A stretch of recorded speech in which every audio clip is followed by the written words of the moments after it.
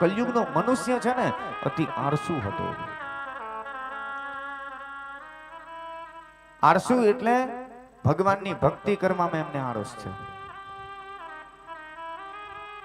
કલયુગનો મનુષ્ય આળસુ છે, એનું ભાગ્ય પણ આળસુ છે,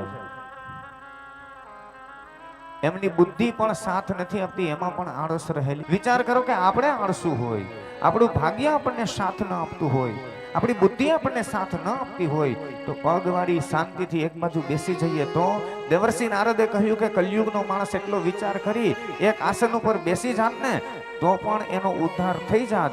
પણ કલયુગના મનુષ્યના જીવનમાં યુપદ્રુતા એટલે કે અશાંતિ છે ને જીવનમાં શાંતિ નથી. અને વાત પણ સાચી.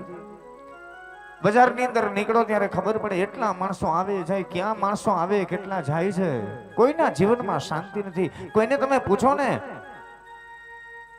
કે કેમ ભાઈ મજામાં, શું ચાલે, એટલે કે હો શાંતિ છે, પણ હકીકતે કોઈના જીવનમાં શાંતિ નથી. ખાલી બોલીએ છીએ માત્ર, પણ શાંતિ નથી.